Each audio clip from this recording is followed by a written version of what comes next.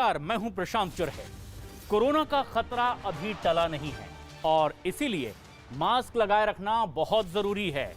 News 18 भी आप सभी से यही अपील करता है कि आप मास्क जरूर लगाएं। खुद प्रधानमंत्री नरेंद्र मोदी ने कहा है कि यह मास्क ही इस वक्त कोरोना से लड़ाई में सबसे बड़ा हथियार है।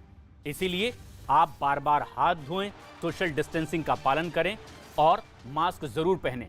नेताओं से भी यही अपील की गई है कि रैलियों में आप मास्क जरूर पहनें और लोगों से भी मास्क पहनने के लिए कहें। और इस वक्त एक बड़ी खबर इसी कोरोना से जुड़ी। देश में कोरोना बेकाबू हो गया है और देश में पिछले 24 घंटों के दौरान कोरोना के 1,15,000 नए मरीज सामने आए हैं और यह दूसरी बार है जब देश में कोरोना के केस एक दिन में 1 लाख के पार पहुंच गए हों।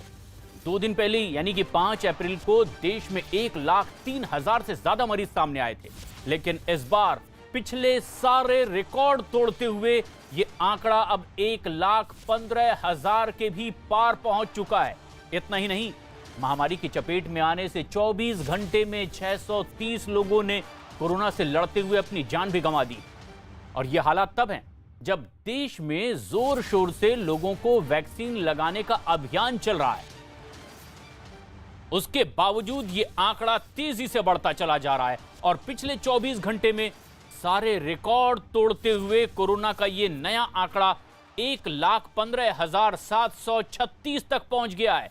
630 लोगों ने अपनी जान तक गंवा दी है और अब तक इसी कोरोना की वजह से 1,66,177 लोग कुल मिलाकर अपनी जान गंवा चुके हैं।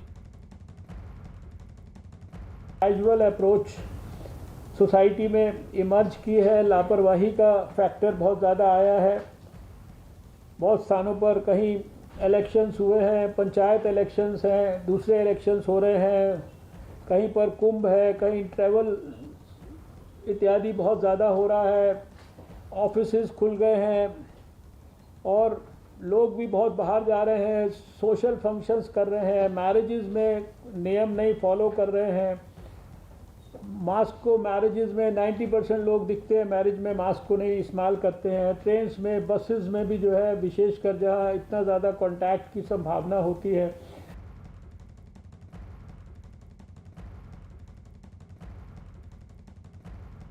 केंद्रीय स्वास्थ्य मंत्री वजह बता रहे हैं कि आखिर किस वजह से कोरोना के ये मामले इतने तेजी गति से आगे बढ़े हैं, जिसमें लापरवाही एक बड़ी वजह है और इसीलिए बार बार मास्क लगाने की अपील की जा रही है। एक बड़ी खबर इस वक्त आ रही है, टीके के बावजूद पॉजिटिव केस आ रहे हैं। यह पता लगा है, सरकार ने आधिकारिक तौर पर इसकी घोषणा की है। स्वास्थ्य मंत्रालय ने कहा है कि टेस्ट फॉर्म में एक नया कॉलम अब जोड़ा गया है और इसमें टीके की तारीख बतानी होगी कि वैक्सीनेशन की तारीख आखिर क्या थी। टीके के बाद भी पॉजिटिव केस सामने आ रहे हैं और इसके बाद एक नया कदम उठाया गया है केंद्रीय स्वास्थ्य मंत्रालय की ओर से। लेकिन आश्चर्य जताया जा रहा है इस पर भी कि टीके के बाद भी अगर पॉजिटिव आ रहे हैं कुछ मामले, तो अब उस फॉर्म में एक नया कॉलम जोड़ा जाएगा जिसमें कि हमें तारीख बतानी होगी कि किस तारीख को वैक्सीनेशन हुआ था। और लापरवाही की वजह से लगातार ये आंकड़ा अब बढ़ता भी चला जा रहा है। लेकिन हमें कितना सजग होने की जरूरत है, वो इस बात से एक बार फिर जाहिर होता है कि वैक्सीनेशन का कोर्स पूरा होने के बावजूद कोरोना हो रहा है, लोगों को पॉजिटिव केसेस सामने आ रहे हैं। अब इसीलिए स्वास्थ्य मंत्रालय ने उस फॉर्म में एक नया कॉलम भी जोड़ दिया है जिसमें वैक्सीनेशन की तारीख बतानी होगी, ताकि पता यह चल सके कि वैक्सीनेशन करवाने के बावजूद क्या आप कोरोना पॉजिटिव हुए हैं या फिर उससे राहत मिली है। और इसीलिए बार बार इस बात की हिदायत भी दी जा रही है कि अगर आपका वैक्सीनेशन हो चुका है, बावजूद उसके गाइडलाइंस का पालन करना बहुत जरूरी है। रवि हमारे सहयोगी हमारे साथ फोन लाइन पर मौजूद हैं। रवि, ये बेहद अहम बात कि अगर अब वैक्सीनेशन की तारीख भरनी है कि कब वैक्सीनेशन हुआ है, क्यों आखिर ये अब जरूरत, इस बात की जरूरत महसूस की जा रही है? देखिए, क्योंकि कोरोना की वैक्सीन अभी कई महीने हो गए और 16 जनवरी से वैक्सीनेशन की शुरुआत हुई थी, लेकिन इस दौरान ये भी तमाम जो शिकायतें आई, चाहे वो डॉक्टर्स हो और दूसरे प्रोफेशनल्स हो, तमाम ऐसी शिकायतें आई कि कोरोना वैक्सीन की डोज लेने के बाद और खास करके दोनों डोज लेने के बाद भी कुछ ऐसे भी केसेस आए जिसमें पॉजिटिव पाया गया। तो उसके बाद स्वास्थ्य मंत्रालय की तरफ से जो फॉर्म भरवाया जाता है जब आप कोरोना का टेस्ट करवाने जाते हैं, उस फॉर्म में एक कॉलम जो है ऐड किया गया है। उस कॉलम में आपको ये इस बात की जानकारी देनी होगी कि आपने पहले कभी टीका लिया है कि नहीं कोरोना का, उसके अलावा कितनी डोज ली है, किस कंपनी की ली है, क्योंकि अभी 2 वैक्सीन दी जा रही है इंडिया में, चाहे वो कोवैक्सीन हो चाहे कोविशील्ड। तो उसकी भी जानकारी देनी होगी कि आपने कौन सा टीका लिया है, किस कंपनी का लिया है और कब लिया है। तो ये इसके जरिए स्वास्थ्य मंत्रालय का यही मकसद है कि ये जानकारी लगाई जाए कि कोरोना का टीका लेने के बाद कितने लोग देश में पॉजिटिव पाए जा रहे हैं, क्या वजह रही है, किन कारणों से वो पॉजिटिव हो रहे हैं।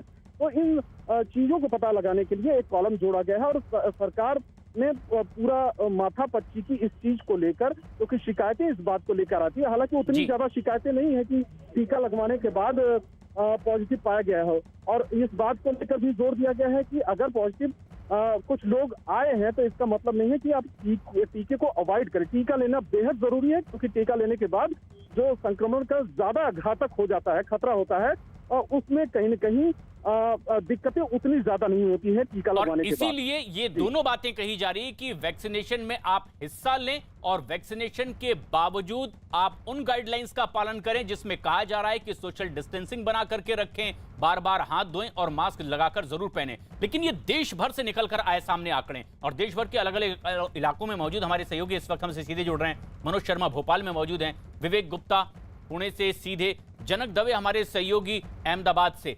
लेकिन जो आंकड़े सामने आ रहे हैं वो चौंकाने वाले हैं उन राज्यों से भी जहां पर सबसे ज्यादा मामले सामने आ रहे हैं। महाराष्ट्र उनमें से एक है। विवेक, क्या अब नए कदम उठाने की तैयारी में हैं, ऐसे में जबकि देश भर के जितने कोरोना मरीज हैं आधे से ज्यादा महाराष्ट्र से आ रहे हैं, क्या वजह महसूस की जा रही है और एहतियाती कदम? प्रशांत, देखिए सबसे पहले आपको आंकड़े बताना चाहूंगा। ये आंकड़े काफी ज्यादा डरावने वाले हैं। पिछले 24 घंटे में सिर्फ महाराष्ट्र की बात करें तो 57,000 से ज्यादा कोरोना वायरस के मामले सामने आ चुके हैं।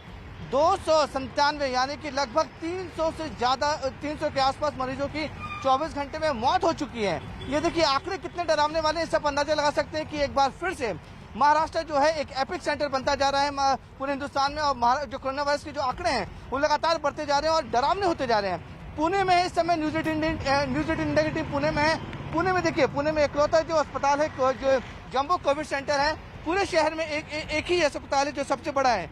इस पूरे अस्पताल में 800 से ज्यादा बेड हैं, लेकिन स्थिति ये है कि 600 बेड पूरी तरह से फुल है। 200 बेड जो है वो डिस्मेंटल कर दिए गए थे जनवरी महीने में कि जो कोरोना वायरस के मामले कम हो रहे थे, उसकी वजह से 200 बेड को डिस्मेंटल कर दिया गया था। अब वापस उन 200 बेड को फिर से तैयार किया जा रहा है और कोशिश की जा रही है कि जो मरीज यहाँ पे पहुंच रहे हैं उनको ज्यादा दिक्कत ना हो। लेकिन हकीकत यह है कि पुणे के लगभग जितने भी सरकारी अस्पताल हैं और जितने प्राइवेट अस्पताल हैं, उन सभी जगह पर एक भी बेड अभी खाली नहीं है। एक एक बेड के लिए मरीजों को दिन रात एक करना पड़ रहा है। बेड की बात छोड़िए, वेंटिलेटर की हालत खराब है कि किसी के पास वेंटिलेटर साथ में नहीं मिल रहे हैं, यानी कि जो सीरियस पेशेंट है वो राम भरोसे हैं। वेंटिलेटर पूरे शहर में कहीं नहीं है। ये एक बड़ी दिक्कत की बात है विवेक, जो आप कह रहे हैं कि अगर कहीं कमी महसूस की जा रही है और आंकड़े लगातार बढ़ते चले जा रहे हैं तो ये एक बड़ी दिक्कत हो सकती है, खासतौर पर पुणे में जहां आप मौजूद हैं, क्योंकि महाराष्ट्र के पुणे में कोरोना से हालात अब बद से बदतर होते दिखाई देने लगे हैं। और आलम यह है कि अब यहां अस्पतालों में वेंटिलेटर और आईसीयू बेड समेत तमाम जरूरी चीजों की भारी कमी भी महसूस होने लगी है। कोरोना मरीजों के लिए बनाए गए अस्पताल पूरी तरह से भरे हुए लगभग दिखाई दे रहे हैं, और जो नए मरीज सामने आ रहे हैं उन्हें बेड नहीं मिल रहे हैं, जिसकी वजह से लोगों को काफी परेशानियों का भी अब सामना करना पड़ रहा है। हालात किस कदर बन चुके हैं हमारे सहयोगी विवेक बता रहे हैं। कोरोना की हालात जो है वो बद से बदतर होते जा रहे हैं और इस समय हम पुणे सिटी के सबसे बड़े कोविड सेंटर के बाहर खड़े हैं, और जो बताया जा रहा है कि यहाँ पर जितने भी बेड है और वेंटिलेटर है पूरी तरह से भर चुके हैं, और मरीजों की जो आने की जो नंबर्स हैं वो लगातार यहाँ पे जारी हैं, और हालात धीरे धीरे बस से बदतर होते जा रहे हैं। एक पीड़ित परिवार है जो रात भर से परेशान था अपनी दादी को एडमिट कराने के लिए, उनसे बात करते हैं। क्या नाम है आपका? ऋषिकेश। बताओ कि आपकी दादी पॉजिटिव है, तो फिर घर में और कौन कौन, कितना बड़ा चैलेंज था दादी को एडमिट कराना? बहुत चैलेंजिंग है अभी की सिचुएशन। पुणे की सिचुएशन, महाराष्ट्र की सिचुएशन बहुत क्रिटिकल है। केसेस दिन ब दिन बढ़ रहे एंड हॉस्पिटल सारे फुल है, अभी एक भी बेड अवेलेबल नहीं है। आपको बहुत चैलेंजिंग सिचुएशन है ये, क्योंकि बेड अवेलेबल नहीं है, ना ही कोई प्राइवेट हॉस्पिटल में भी कोई बेड अवेलेबल है, पूरा फुल है अभी सिचुएशन। ये बताइए कि अब आप अपनी दादी की जो उनकी उम्र कितनी और कितनी देर से उनके लिए बेड ढूंढ रहे थे और कितनी परेशानी झेलनी पड़ी? दादी की उम्र अभी 74 है और मैं रात से उनका जब ऑक्सीजन लेवल कम हुआ रात को 12 बजे, उनका ऑक्सीजन लेवल कुछ तो 83 हुआ था। उसके बाद से मैं सर्च कर रहा हूँ एंड अभी मुझे एक बेड मिल गया। तो आपने कितने हॉस्पिटल गए, कितनी जगह ट्राई किया? मैंने कम से कम 15-20 हॉस्पिटल में गया, उससे ज़्यादा कॉल्स किए हॉस्पिटल में। कोई हॉस्पिटल में बेड अवेलेबल नहीं है, कोई हॉस्पिटल में ऑक्सीजन लेवल का बेड नहीं है। पुणे में बड़ी दिक्कत, महाराष्ट्र में बड़ी समस्या। लेकिन एक बड़ी खबर, दिल्ली हाईकोर्ट का एक बड़ा आदेश इसी कोरोना से जुड़ा हुआ। अगर आप कार में अकेले भी सफर कर रहे हो तब भी मास्क लगाना जरूरी है। कार को पब्लिक प्लेस बता दिया गया है। पहले दलीलें लोगों की ओर से यह दी गई थी कि अगर हम कार में अकेले हैं तो हम पब्लिक प्लेस में नहीं है, लेकिन अब कोर्ट ने यह आदेश दे दिया है कि कार में अकेले सफर करने पर भी आपको मास्क लगाना ही पड़ेगा, क्योंकि मास्क ही इस समय सबसे बड़ा हथियार है कोरोना से इस लड़ाई में। और यह एक बेहद अहम फैसला, आदेश है दिल्ली हाई कोर्ट का, जिसमें उन्होंने कह दिया है कि आप ये दलीलें अब नहीं सुनी जाएगी कि कार में हम अकेले सफर कर रहे हैं इसीलिए मास्क नहीं पहना है, क्योंकि कार को भी अब पब्लिक प्लेस माना गया है। और कोर्ट ने तक कह दिया है कि यह सबसे बड़ा सुरक्षा कवच है इस वक्त कोरोना से लड़ाई में। और इस बात को अब हम सबको समझना होगा कि हम इन तमाम गाइडलाइंस का पालन करें। दिल्ली हाईकोर्ट ने तक यह बात अब कह दी है कि आप कार में अकेले होने की दलील देते हुए मास्क लगाने से नहीं बच सकते। जावेद मंसूरी हमारे सहयोगी दिल्ली से सीधे जुड़ रहे हैं। जावेद, ये बेहद अहम आदेश है। जो लोग लगातार इस तरह की लापरवाही कर रहे थे और दलीलें दे रहे थे, अब उन्हें यह सीधे आदेश है। क्या बात और विस्तार से कही गई है कोर्ट की ओर से? देखिए, हम सड़कों पर देखते थे कि आमतौर पर कार में एक शख्स अकेला होता था, बिना मास्क के वो पहनता था। लेकिन जो हाईकोर्ट का आदेश आया, मैं आपको पढ़कर बता देता हूं, जो पूरी तरह से कार को एक पब्लिक प्लेस माना है और अगर कार में आप अकेले भी बैठे हैं तो भी आपको मास्क लगाना होगा। इसको चैलेंज किया था। हाईकोर्ट ने कहा है कि कोरोना वायरस के प्रसार को रोकने के लिए मास्क एक सुरक्षा कवच है, जिसको लगातार बार बार कहा जा रहा है कि आप मास्क पहनिए, उसको सुरक्षा कवच कोर्ट ने माना है। तो फिलहाल ये बड़ा आदेश आया है कि जो कार में अकेले लोग हैं उनको भी अब मास्क पहनना होगा। तो बड़ी खबर है। हम देखते थे कि जब जिला प्रशासन की टीम चालान करती थी तो लोग उलझते थे, लेकिन अब ये साफ हो गया है बिल्कुल। अब ये आसानी भी हो गई है कि अगर आप कार में एक हैं या एक से ज्यादा हैं तो सभी को मास्क पहनना जरूरी होगा। और जावेद, ये बड़ी बात कही गई है कोर्ट की ओर से। जो बात कही गई है वो ये भी कि अगर आपके घर में बुजुर्ग मौजूद हैं तो आप तब भी लापरवाही ना बरतें, मास्क तब भी लगाएं, क्योंकि हर तरह से संवेदनशील होने की जरूरत है। लेकिन एक बड़ी खबर, मध्य प्रदेश में भी कोरोना के आंकड़े अब लगातार बढ़ते चले जा रहे हैं। पिछले 24 घंटे के भीतर ही मध्य प्रदेश में कोरोना से 3700 से ज्यादा कोरोना के मरीज सामने आए। इस महामारी की चपेट में आने से 18 लोगों की मध्य प्रदेश में मौत भी हुई है 24 घंटे के भीतर। अकेले इंदौर में ही 805 मरीज पाए गए हैं कोरोना के। और इसी तरह भोपाल में 582, जबलपुर में 257, ग्वालियर में 160 मरीज कोरोना के सामने आए 24 घंटे के भीतर। खबर यह भी है कि उज्जैन में क्वारंटीन हुए 14 लोगों पर केस दर्ज कर दिया गया है, क्योंकि वो लोग घर में रहने की बजाय बाहर घूम रहे थे कोरोना पॉजिटिव होने के बावजूद। और इतना ही नहीं, कुछ लोग काम पर भी चले गए थे और ये एक बड़ी लापरवाही। मनोज शर्मा हमारे सहयोगी लगातार हमारे साथ बने हुए हैं, भोपाल में मौजूद हैं। मनोज, ये एक बड़ी लापरवाही भी सामने आई है, क्या ताजा आंकड़े कहते हैं और आगे के क्या कदमों के संकेत दिए गए? देखो, सरकार की तरफ से सीधे तौर पर कहा गया है कि जो कोविड की जो एक व्यवहार होता है, कोविड व्यवहार, जैसे कोविड अप्रोप्रिएट बिहेवियर कहते हैं, अगर आप उसका पालन नहीं करेंगे तो सरकार अपनी तरफ से लगातार जागरूकता के अभियान चला रही है। और जैसे मैं आपको सरकार के अभियान का हिस्सा बताऊं कि दुकान बने हुए हैं, दुकानदार से कहा गया है कि अगर आप मास्क पहने हैं तो मास्क पहनकर आप सामान दें, और ग्राहक अगर आया तो वो मास्क पहनकर आए। मतलब नारा दिया गया है सरकार की तरफ से कि मेरा मास्क मेरा सामान। अगर आप मास्क नहीं है तो सामान नहीं, मास्क रही तो सामान नहीं। तो इस तरह की चीज़ें सरकार कर रही है और यही वजह है कि उज्जैन में एक सख्ती के साथ 14 लोगों के खिलाफ बाकायदा केस दर्ज हुआ है। तो हम दुकानदारों से ही पूछते हैं, आपकी दुकान पर अगर लोग आते हैं और अगर वो मास्क नहीं पहने हैं तो क्या करते हैं आप?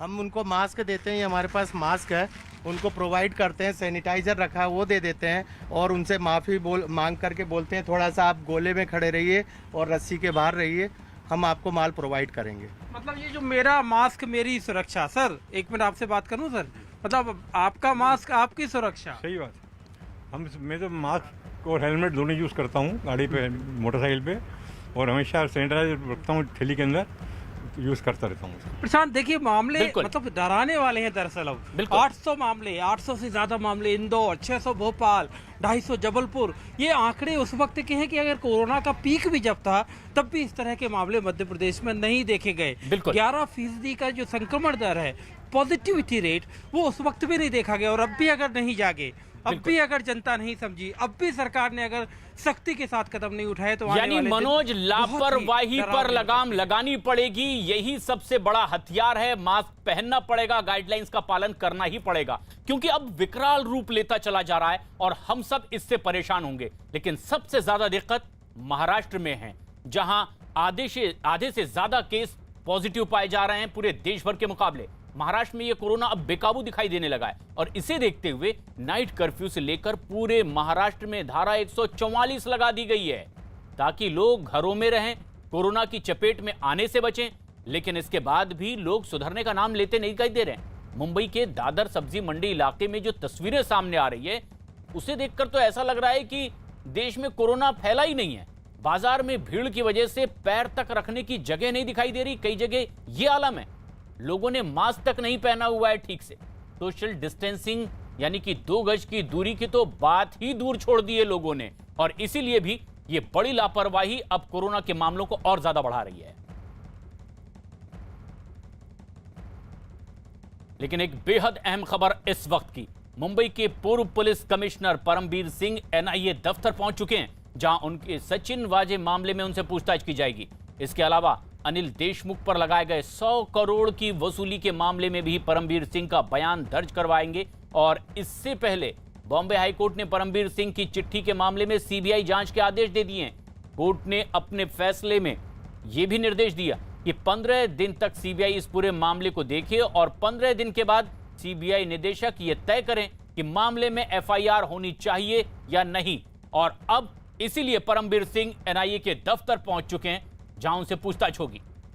पारस दामा हमारे सहयोगी हमसे सीधे जुड़ रहे हैं। पारस, अब जब परमबीर सिंह खुद एनआईए दफ्तर पहुंच चुके हैं, पूछताछ होनी है, क्या पता चल पाया है आज कौन कौन से सवाल किन किन मुद्दों से जुड़े हुए उनके सामने हो सकते हैं? जी प्रशांत, 9:30 के आसपास जो है परमबीर सिंह यहाँ पहुँचे हैं। एनआईए ने उनको बुलाया था आज पूछताछ करने, पूरी सचिन वजे केस में बुलाया गया है। उनको आज बहुत सारे सवालात जो किए जाएंगे। पहले जो है सचिन वजे को और परमबीर सिंह को आमने सामने बिठाया जाएगा, जिसमें पहला सवाल ये भी पूछ सकती है एनआईए कि एक एपीआई रैंक का ऑफिसर जो है वो किस तरीके से सीधा कमिश्नर के साथ बातचीत करता था। ये सवाल जो हैं वो बहुत समय से उठ रहे हैं कि किस तरीके से एपीआई लेवल का जो एक ऑफिसर है वो सीधा कमिश्नर से बात करता था, सीधा उनसे ऑर्डर्स फॉलो करता था, चीज़ें, ये सारे सवाल जो हैं वो पूछे जा सकते हैं। साथ ही में सचिन वजे जो हैं उनको बहुत सारे केसेस दिए जाते थे, इंपॉर्टेंट केसेस दिए जाते थे जो एक एपीआई लेवल के ऑफिसर्स के लिए बहुत बड़े केसेस होते थे। तो उस संदर्भ में भी जो है वो एनआईए परमबीर सिंह से पूछताछ करेगी। साथ ही साथ जो है परमबीर का नाम जो है वो बहुत टाइम से जो है वो बाहर आ रहा था, किस तरीके से सचिन वजे केस में हर रोज नई नई कड़ियाँ जुड़ती जा रही थी। उसी संदर्भ में जो है परमबीर को आज बुलाया गया है। मुंबई के पूर्व कमिश्नर रह चुके हैं परमबीर सिंह, 9:30 बजे के आसपास जो है यहाँ आए हैं। उस बीच जो है गाड़ियों को लेके भी सवाल किया जाएगा, जिस तरीके से सरकारी गाड़ियाँ दी जाती हैं ऑफिसर को, मगर जो सचिन वजे थे वो बड़ी बड़ी लग्जरीज गाड़ी में घूमते थे, उसी से ट्रैवल किया करते थे। उस संदर्भ में भी जो है परमबीर सिंह से पूछताछ कर सकती है एनआईए आज। प्रशांत, ये एक बेहद अहम बात भी है कि बड़े गंभीर आरोप परमबीर सिंह ने लगाए थे, उसके बाद मामला कोर्ट तक पहुंचा। सुप्रीम कोर्ट ने कहा कि दिल्ली, अब आप मुंबई हाई कोर्ट में ही जाइए। बॉम्बे हाई कोर्ट ने आदेश दिया कि गंभीर मामला है, सीबीआई इसकी पड़ताल करे। इसके बाद जिनके ऊपर आदेश थे जांच के, वो अब सुप्रीम कोर्ट भी पहुंच चुके हैं इस आदेश के खिलाफ। लेकिन सबसे खास बात यह कि आखिर इस पूरे मामले में उलझन ज्यादा बढ़ती जा रही है। पारस, जब सीबीआई को जांच के लिए कोर्ट ने कहा है उस मामले में जिसमें 100 करोड़ रुपए वसूली का आरोप लगाया गया है, क्या इसमें कुछ बंटवारा किया गया है जिम्मेदारियों का जांच का, कि सचिन वजह और एक शख्स की हत्या के मामले में पूछताछ अब एनआईए कर रही है, या पूरे मामले पर सवाल जवाब अब परमबीर सिंह से हो सकते हैं? जी बिल्कुल, पूरे मामले पे जो है परमबीर से जो है पूछताछ की जाएगी प्रशांत, क्योंकि कमिश्नर ऑफ पुलिस रह चुके हैं। जहां जब केस चल रहा था तब कमिश्नर ऑफ पुलिस थे, तो सारी बातों की जानकारी जो है वो एनआईए यहां से निकालने की कोशिश करेगी। यानी पारस, सार ये कि उनकी जितनी जिम्मेदारियां उस वक्त थी उसके बारे में कई सवाल अब परमबीर सिंह से एनआईए पूछने वाली है और उसके लिए वो दफ्तर पहुंच चुके हैं।